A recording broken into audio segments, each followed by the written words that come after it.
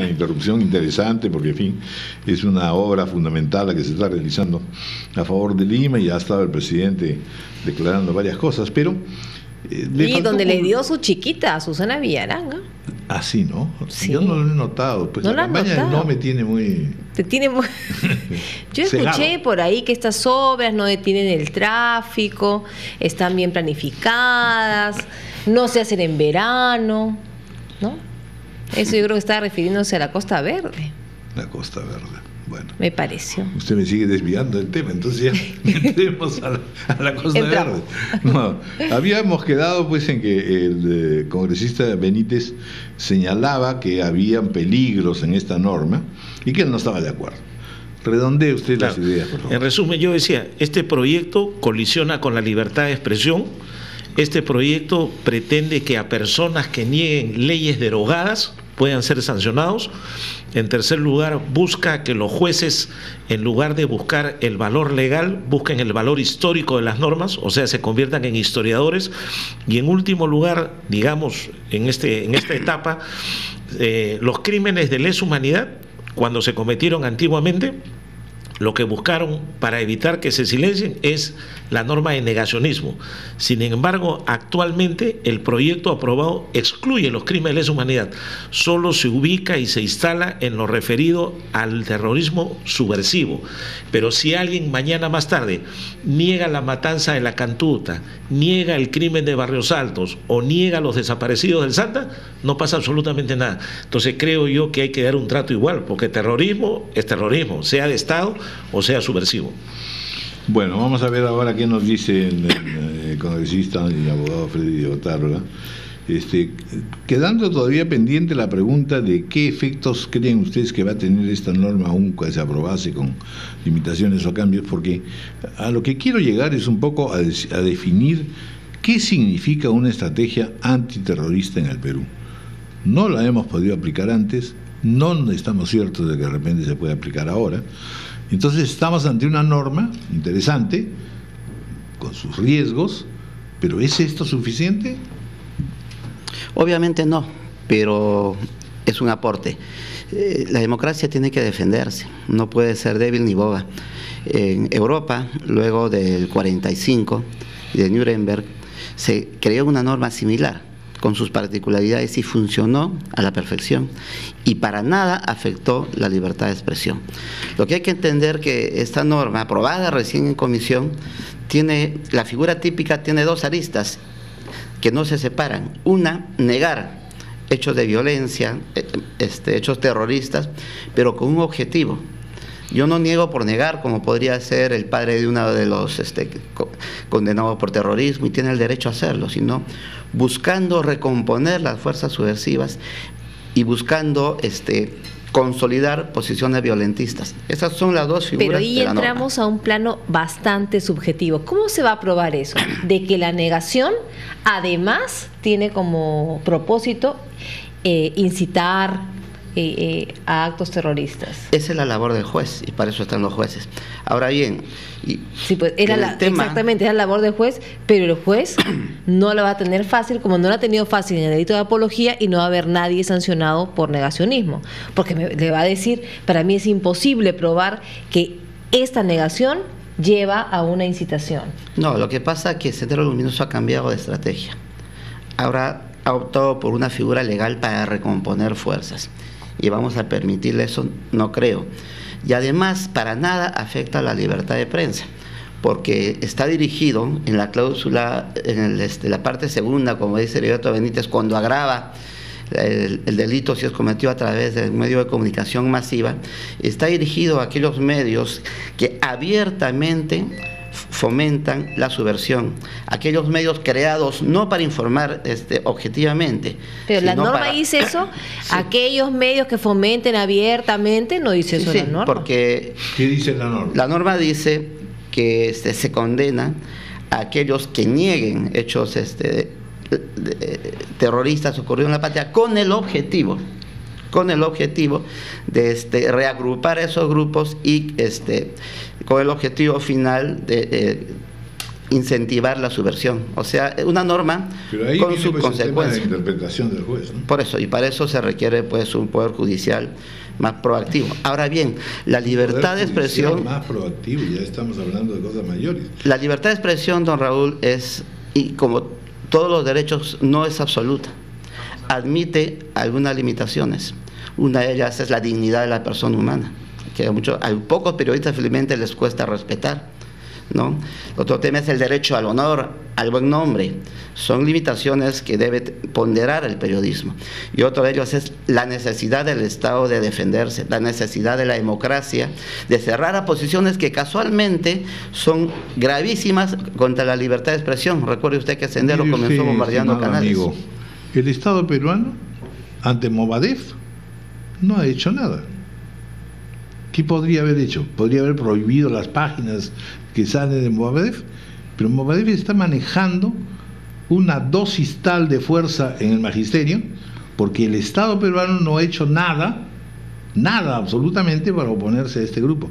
Y no es cuestión de una norma, prohíbes el Movadef, fuera el Movadef, no, es una cuestión de una práctica política que significa yo tengo que estar bien con el magisterio. Y tengo que descalificar a aquellos que en efecto son pues manifiestamente terroristas. Pero para eso tengo mecanismos de evaluación, etcétera.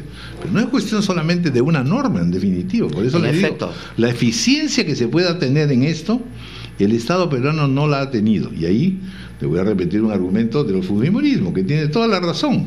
Es decir, se bajó la guardia con relación a todo este tema del terrorismo. Y al bajarse la guardia se ha permitido reagrupaciones. Me voy más lejos todavía y perdónenme que me extienda. El otro caso es el de los estudiantes universitarios. ¿Qué cosa hace la sociedad peruana para animar a los jóvenes en su formación, en su vocación democrática? Como están decepcionados, como ven que la sociedad todavía, en fin, tiene una serie de deficiencias, son mucho más prestos a ser utilizados por el violentismo. En efecto, tiene toda la razón. Muy poco ha hecho el Estado, por eso le estamos dando armas para que se trabaje proactivamente. Sin embargo, es una de las tantas. No solo es el Estado. ¿Qué hemos hecho los partidos políticos? Yo recuerdo que décadas atrás se daba la batalla ideológica. Y es por eso que, por ejemplo, en la carretera central, ideológicamente se derrotó a Sendero Luminoso, además de las estrategias militares. Hoy los partidos políticos, incluido el mío, han abandonado la lucha ideológica por la democracia contra la subversión. Estoy plenamente de acuerdo con usted, don Raúl. ¿Qué estamos haciendo en las universidades? Callados, totalmente pasivos frente a la agresión ideológica del Movadef.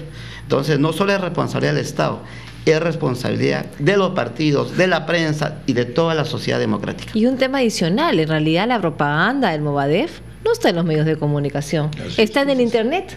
Usted entra y hay millones de páginas vinculadas al Movadef que no sabemos de dónde viene y nada, y eso no lo van a poder controlar con una ley. China con todo su poder no puede controlar. Así es, pero ataquemos desde todos los ángulos.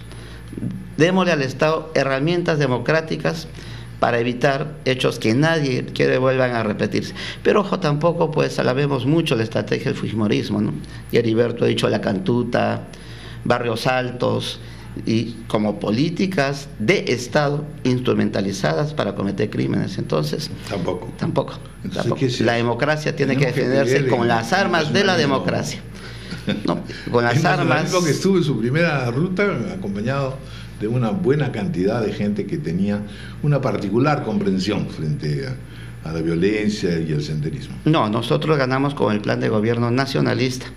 Si hubieron acompañantes temporales, perfecto, pero lo que no podían ellos es imponernos su plan de gobierno. El día que ganen las elecciones tendrán legitimidad. Con eso pasaron a la segunda vuelta. Tendrán legitimidad para aplicar los planes de gobierno de ellos si es que la población vota por esas ideas. Bueno, entonces nosotros cumplimos lo que ofrecimos. Por lo pronto convenimos entonces en que va a ser un debate amplio, que no se va todavía a aprobar a fardo cerrado, sino a encontrar todos los aspectos que puedan considerarse todavía contenciosos o complicados. Falta el gran debate en el Pleno y se harán los ajustes que tengan que hacerse. Don Raúl. Un tema, perdóname, un tema que también está vinculado a la libertad de expresión y no podemos, ¿no es cierto?, dejarlo pasar, es el decreto legislativo 1129. Ustedes como congresistas tienen la obligación de revisar ese decreto legislativo, que lo que hace en realidad es que la prensa ya no va a poder informar acerca de compras militares. Mire, para responder tu pregunta, Cayetana, y no apartarme del tema anterior, lo que dijo Ron Raúl en su crítica respecto a que el Estado ha fracasado, si estuviera vigente la ley de negacionismo y alguien pudiera utilizar esa crítica al Estado y que indirectamente digan está tratando de justificar un accionar subversivo, negando tal cosa, hasta por opinar críticamente podría una persona ser sometida a un proceso judicial, y ese es el riesgo que corre la libertad de expresión. Yo soy un fanático defensor de la libertad de expresión. Sí, claro, siempre hay riesgos, ¿no? Es más, tampoco nada pues es absoluto, eso no, está pero claro. Yo no digo que no sea, digo, la libertad de expresión no debería ser penalizada. Menos aún, yo hasta discrepo con algunos que creen que la apología obliga a sancionar. Yo creo que la libertad de expresión hay que dejarla, hay que usar otros mecanismos y otras herramientas que permitan.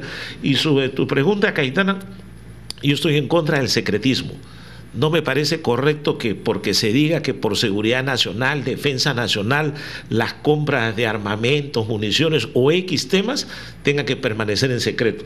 Al contrario, debe hacerse en público con intervención de la Contraloría, de las autoridades. Entonces, ¿qué van a hacer? Porque eso ayuda a la transparencia. Estas normas pasan a un control constitucional, tienen que ser evaluadas por la Comisión de Constitución y la comisión respectiva tendrá que dar su opinión para ver si son o no constitucionales. O sea, es un tema que todavía no ha terminado, pero claro, va a demorar unos meses más, pero se puede realizar. No hay secreto absoluto, hay formas de control. Sin embargo, lo que no podemos negar es el gran salto, ¿no? El unificar el sistema de compras de las Fuerzas Armadas y que lo hagan los civiles, porque lamentablemente cuando lo hacían los militares dejó mucho que desear. Pero su posición sobre este decreto legislativo, que prohíbe a la prensa justamente indagar, investigar acerca de estas compras militares. No, no se les prohíbe indagar. Yo creo que si hay actos de corrupción hay que decirlos y hay que denunciarlos a través de todos los medios. ¿Qué dice la norma? No creo que se limite eso. Se está limitando, se dice que no se va a poder divulgar, que va a haber una sanción al respecto. No, está la Contraloría que tiene todas las facultades para actuar. No, pero y la prensa, si que es la que generalmente descubre estos hechos. Y usted no hay ninguna limitación. Si hay irregularidades, la prensa va a tener que decirlo. Porque bueno, sería bueno que revise. Pero en general con las compras de armamento y las compras militares siempre ha habido secretismo. Dicho sea de paso, en la práctica, la verdad. Lo que pasa es que ahora van a comprar a los civiles, ya no van a comprar a los militares, y ese era un problema gravísimo.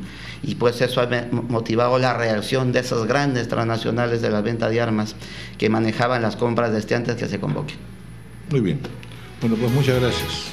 Gracias, Raúl. Queda clara la posición, no al negacionismo. Hoy,